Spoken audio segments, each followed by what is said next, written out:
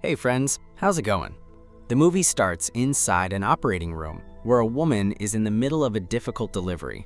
After some tense moments and a lot of effort from the doctors, the operation finally succeeds. The baby survives. But right after that, the mother suddenly suffers a seizure and dies on the spot. A little later, we see her body being prepared for organ donation. But what really happened to her that night? Did she truly die in childbirth? We'll find out later in the story. The scene then cuts to the hospital morgue, where Dr. Rose Casper, a quiet and focused technician, is examining a body. Her colleague comes in, asking for a leave due to a family emergency, but Rose bluntly denies him and tells him to silence his phone. Next, we meet Celie, a hardworking midwife who's clearly running on fumes. After a long shift, she picks up her daughter Laya from daycare. Celie barely gets enough time with her 5-year-old girl, and it's starting to show. On their way home, Celie is glued to her phone while Laya softly tells her that she's been feeling lonely, that she doesn't get enough love or attention anymore. Hearing this, Celie feels a sting of guilt. She puts her phone away and gently apologizes, explaining that things have been tough since she's raising her alone without a husband's help. That night, we see Rose again, sitting quietly at a bar. After ordering, she notices a bearded man watching her from across the room. She signals him over, and when he approaches, she whispers something that clearly catches him off guard. She offers him a hand job in the bathroom. The man hesitates, then follows her, but what happens next isn't what it sounds like. Rose isn't after him, she's after his sperm. She collects it, seals it carefully in a small vial, and leaves. Later that night, at home, Rose gives an IV drip to her pet pig using stored blood. But the strange part comes next. She takes out the vial of sperm and implants it into her own womb. But why? Is she trying to create life or something far more unnatural? Meanwhile, back at Celie's house, she wakes up late the next morning and scrambles to get ready. Leela says she's not feeling well, but Celie, already running late for work, drops her off with her neighbor Pauline. Hours later, while Celie is busy at the hospital, Pauline tries calling her. She sounds worried, but Celie, stuck in her shift, can't answer. Then, while in the restroom, Celie drops her phone into the toilet, and for the rest of the day, she doesn't see any of Pauline's messages. When Celie finally returns home that night, something feels wrong the moment she steps inside. The apartment is quiet, too quiet. Pauline and Laya are nowhere in sight. Then her heart drops. Inside the bathroom, she finds traces of blood and vomit near the sink. Panic sets in immediately. She grabs her phone to call someone, and that's when she notices a note left on the counter. It's from Pauline. She's taken Laya to the hospital. At the hospital, we see Rose again, now revealed to be a pathologist. She receives a new body that was brought in earlier that day. When the bag is unzipped, everything goes still. It's Laya. After the examination, the report lists the cause of death as chronic meningitis. But there's something about the child's body that catches Rose's unsettling interest. A look in her eyes that hints she isn't done with this case yet. Meanwhile, Celie arrives at the hospital, completely devastated. Her daughter is gone. The guilt hits her hard as she realizes she'd been too busy with work to notice that Laya had been sick. When Pauline tries to comfort her, Celie loses control, shouting, blaming her for what happened, even though Pauline had only been trying to help. Soon after, Celie heads to the morgue to see her daughter one last time. There she meets Rose, who appears nervous and uneasy. Rose quickly tells her that Laya's body has already been sent to the medical examiner and asks Celie to leave.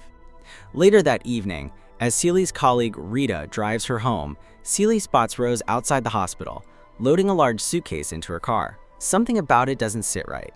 That night, alone in her apartment, Celie breaks down completely. The grief, the guilt, the silence, it all becomes too much. She tries calling the medical examiner's office, but it's already closed. The next morning, she goes there in person. But to her shock, no one has any record of Laya's body arriving. Still desperate for answers, Celie rushes back to the hospital. The receptionist there tells her that Dr. Rose has been handling her daughter's case since yesterday. When Celie demands to see her, the receptionist hesitates before saying, "You'll have to speak to Dr. Rose directly." But when Celie tries, she learns something even worse. Rose has vanished. Panic floods her mind. Celie begins searching around the hospital, and after a while, she spots Rose in the parking lot, trying to avoid her. Celie follows, but Rose slips away before she can catch up. The next day, Rose returns home with groceries, only to find Celie already inside, waiting for her. Furious and suspicious, Celie demands answers and orders Rose to show her Lila's body. In the middle of their tense argument, a loud alarm suddenly goes off. Both women freeze. Rose rushes toward the sound, and what they find leaves them speechless. Inside a small room, Lila is lying there, breathing. Celie stands frozen as Rose checks her pulse and confirms the impossible. Lila is alive. Still in disbelief over what she's just witnessed, Sally demands an explanation. What really happened here? That's when Rose finally tells the truth. She's been running a secret experiment, an attempt to bring the dead back to life, but it only works if the subject's genetics match her specific requirements. The shocking part? Rose had already succeeded once before. She managed to revive a pig that had been dead for 2 months. She explains that the key ingredient is a special fluid, a fetal extract capable of regenerating dead cells. According to her, both the pig and Lila responded well to the treatment. But there's a catch. Their survival depends entirely on that serum. Without it, they can't live. As unbelievable as it sounds, Celie can't ignore the faint hope of seeing her daughter again. Desperate, she agrees to help Rose continue the research, no matter what lines they have to cross. From that day on, she decides to stay with Rose until Lila's revival is complete. Months go by. 3 months later, Rose performs an ultrasound on a fetus she implanted using the seed taken from the bearded man. At the same time, Celie allows Rose to extract the fetus she was carrying, turning it into a new version of the serum meant to sustain life indefinitely. Soon after, Rose asks Celie to secretly bring medical equipment and drugs from the hospital, supplies essential to keep their work going. Celie agrees without hesitation, convinced this is the only way to bring her daughter back. Then one day, Rose decides the time has come. She takes a set of abortion pills and collapses moments later. When Celie returns home, she finds Rose barely conscious, pale, weak, almost lifeless. It looks as if all the color has drained from her body. Rose quietly explains that she has just expelled the fetus she implanted 3 months ago. That night, still shaken by everything she's learned, Celie quietly asks Rose when all this madness began. Rose takes a long breath before answering. It all started when she was just 7 years old. Her mother, a biologist, once taught her about starfish, creatures that can regenerate lost limbs, even entire bodies, from a single fragment. That simple childhood lesson stuck with her and soon grew into an obsession. From that day on, Rose dedicated her life to uncovering the secret of regeneration, pushing science beyond its limits, no matter the price. When Celie gently asks about her mother, Rose's expression changes. She hesitates for a moment, then simply says her mother died, and ends the conversation by going to bed. The next day, while working in her lab, Rose suddenly clutches her stomach in pain. A sharp cramp shoots through her body, and within seconds, she starts bleeding. Meanwhile, at home, Celie is about to leave for work when she realizes something's wrong. Rose didn't come back last night. Worried, she calls the hospital. One of Rose's co-workers picks up and tells her that Rose collapsed and was rushed into surgery. But then, something unbelievable happens. Lila, who had been lifeless for months, suddenly opens her eyes. She's awake. Celie can't believe it. She runs to her and hugs her tight. Hours later, Rose wakes up in the recovery room, weak and disoriented. The doctor walks in and gives her the heartbreaking news. She had a severe infection in her uterus, and to save her life, they had to remove it completely. The news breaks her. The woman who dreamed of creating life can no longer have one of her own. Later, when Rose finally returns home, she's completely shattered. She whispers to Celie that it's over. The experiment will never work. But just then, she sees Lila awake and breathing. That moment changes everything. Rose realizes her experiment might have actually worked, a real scientific miracle. Later, while helping Rose clean the stitches on her abdomen, Celie learns something troubling. The longevity serum they used is completely gone, and they have no way to make it again. But Rose refuses to give up. She promises to find another way to keep the experiment alive. The next morning, Rose watches in awe as Lila starts showing real emotions, laughing, reacting to a cartoon on TV like any normal kid would. That moment gives Rose an idea, a dark one. She tells Celie to find a pregnant woman and collect amniotic fluid and blood, the 2 key ingredients they need to recreate the serum. Desperate to help her daughter come back fully, Celie agrees without hesitation. Soon, she finds a pregnant woman named Emily, who agrees to a checkup. Using that as an excuse, Celie quietly collects both her blood and amniotic fluid. When she returns home, she's thrilled to see Lila playing, drawn to the glow of a light bulb like a curious moth. But beneath that joy, something feels off. Lila's behavior seems strange. Her expressions, her movements, like she's not really the same little girl anymore. Rose asks if Celie brought the fluid. She explains that it'll only last 3 or 4 weeks, and after that, they'll need to extract more from the same woman. Just then, Rose's pet pig suddenly starts vomiting and convulsing. Rose quickly injects it with a sedative. She explains that she missed the serum dose that morning and that to keep the pig alive, she has to sedate it with the serum every single day. That night, while giving Lila a bath, Celie softly sings the lullaby she used to sing before bed. To her surprise, Lila quietly hums along. For a moment, Celie feels hope again. Later, she sits watching one of the tapes, Lila taking her first steps. But curiosity pulls her toward Rose's study, where she finds a box of old research tapes. She presses play and freezes. What she sees is horrifying. Rose has been running these experiments for years, long before Lila ever died. And the first person she experimented on was her own mother.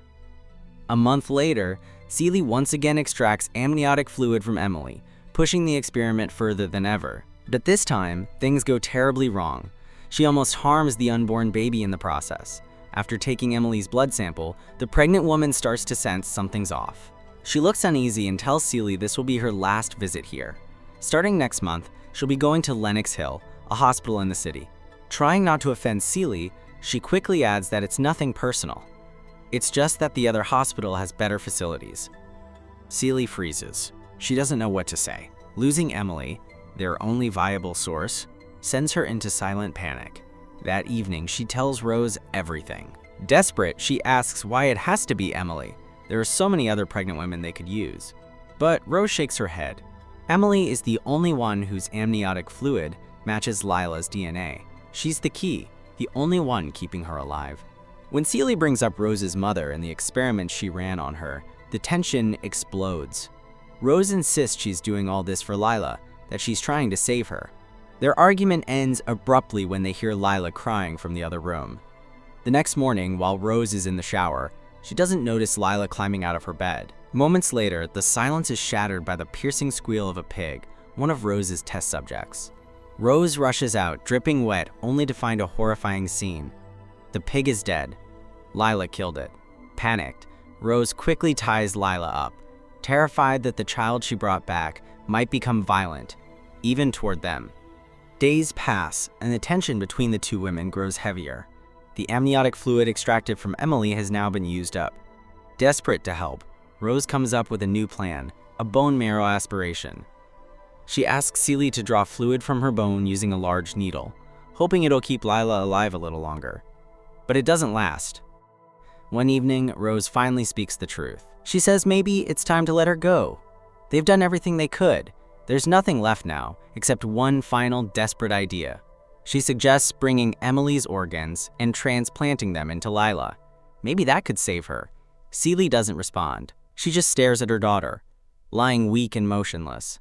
The next morning, we see Celie sitting beside Lila, holding her tiny hand, whispering softly as she spends what seem to be their final moments together. But after Lila's heart finally stops, something shifts in Celie's eyes. The sorrow fades, replaced by a cold, determined look. Rose is stunned when she finds Lila's body into the fridge. She realizes that Celie still refuses to accept her daughter's death. Soon after, with a dark plan forming in her mind, Celie visits Emily's house. Emily greets her with confusion, but Celie calmly explains that she's just there to return a few medical documents that were accidentally left behind. Emily relaxes and thanks her, even offering her a cup of tea. Irish breakfast, decaffeinated. But as they talk, Emily suddenly begins to experience contractions. Celie tells her to sit down while she prepares the tea, unaware that Celie has secretly added a sedative to the cup. Moments later, Emily's pain intensifies. She struggles to breathe. When the ambulance arrives, Celie insists they take Emily to her hospital, claiming she's about to go into labor. Inside the operating room, chaos unfolds. Emily regains consciousness, panicking as she realizes she's been strapped down. Celie tries to calm her, saying her it's okay and that her baby's fine. But Emily, weak and panicking, manages to ask one last question. "What about me?" Celie doesn't answer. Those become her final words. Moments later, Emily dies, leaving behind her newborn and a horrifying silence. This is the same scene we saw at the beginning of the movie. In shock but unable to turn back, Celie begs Rose to perform the surgery to harvest Emily's organs for Lila. Rose hesitates for a moment, but eventually agrees. Within minutes, she arrives with the organs prepared. Celie, trembling with guilt, admits she never meant for Emily to die. She only wanted to sedate her, not make things worse. Rose looks at her coldly and says, "It's too late now. We finish what we started." Electric sparks flash across the screen. Lila's body jolts, her eyes flicker open. Against all odds, the child is brought back to life. But the scene is anything but joyful, because what's revived might not be the same little girl who once existed. The film ends on this haunting note. Lila, alive again, leaving viewers in complete disbelief. It's a story drenched in darkness and absurdity, a disturbing look at how far grief and obsession can push a person. And if you start questioning the logic, how their crimes went unnoticed, how hospital rules were twisted so easily, remember, it's a movie after all. That's all for today's recap. If you're new here, don't forget to like, subscribe, and hit the bell icon so you won't miss any more dark and fascinating stories like this one. Thanks for watching, and I'll see you in the next video.